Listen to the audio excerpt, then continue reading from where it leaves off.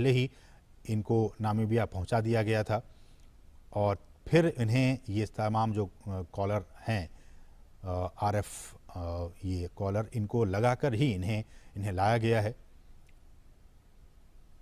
Radio collar हैं इन्हें और इनकी ताकि इनकी जो ट्रैकिंग है, इनकी निगरानी वो हो सके रेडियो कॉलर के ज़रिए। और फिर इन्हें हम जैसे कि बता रहे हैं कि इनको आइसोलेशन में रखा जाएगा और फिर इन्हें जंगलों में मुक्त किया जाएगा। तो ये कुछ अहम बातें हमने आपको बताई कि किस तरह से वहाँ पे इन्हें पकड़ा गया, फिर उनके बाद उनको जो तमाम रूल्स एंड रेगुलेशंस हैं उनके ज़रिए इन 8 चीतों को भारत लाया गया है। 70 साल पहले हमारे देश में बहुत सारी चीते हुआ करते थे, लेकिन किन्हीं न किन्हीं वजहों से वो सारे विलुप्त होते चले गए। कुछ अवैध शिकारियों के शिकार बन गए।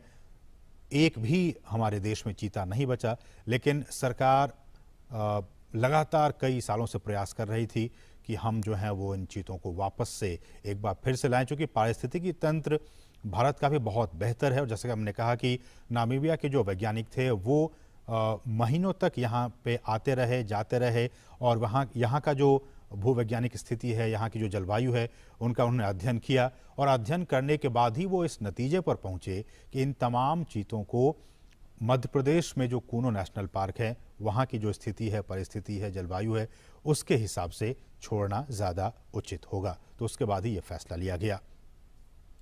और हमने आपको बताया कि इन तमाम चीतों के गर्दन में रेडियो कॉलर लगे हुए हैं ताकि इनकी मॉनिटरिंग की जा सके।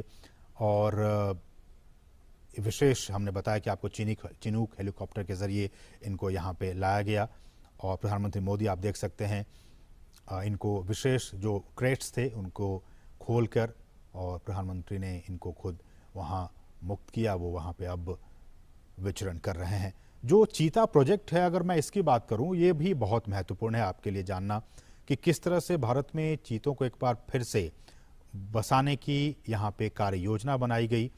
और इस योजना के तहत 5 साल में देश के कई नेशनल पार्क में ऐसी उम्मीद की जा रही है, जो हमारे वैज्ञानिक हैं, जीव वैज्ञानिक हैं, उनकी तरफ से ये कहा जा रहा है कि अगर ये ट्रांसलोकेशन और यहाँ पे ये सारी चीज़ें सही अनुमान के मुताबिक प्लानिंग के हिसाब से सब कुछ ठीक रहा, तो आने वाले 5 से 10 साल में इनके ज़रिए और भी जो बच्चे होंगे उनको ऐसे उम्मीद की जा रही है कि 40 से 50 चीते पैदा होंगे और फिर उनको देश के अलग अलग नेशनल पार्क में फिर उन्हें बसाया जाएगा। बहुत ही महत्वपूर्ण। अभी तो सिर्फ ये 8 चीते कूनो नेशनल पार्क में आए हैं, लेकिन इनके बाद इनकी जब आबादी बढ़ेगी, ऐसी उम्मीद की जा रही है कि 40 से 50 के तादाद में इनकी आबादी होगी आने वाले 5 सालों में।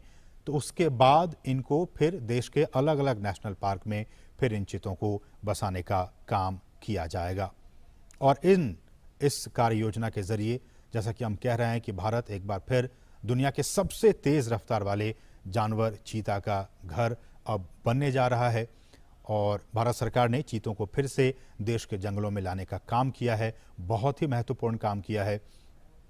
और प्रधानमंत्री जैसा कि आप देख सकते हैं कितने उत्साहित हैं, खुद कैमरे के जरिए उन तस्वीरों को कैद करने की कोशिश कर रहे हैं। प्रधानमंत्री खुद भी चीतों को देश में लाने और इसे बसाने में निजी, बिल्कुल पर्सनल लेवल पे निजी रुचि दिखा रहे थे। और उसी का नतीजा है कि आज ये 8 चीते अब हिंदुस्तान की सरजमी पर पहुंच चुके हैं।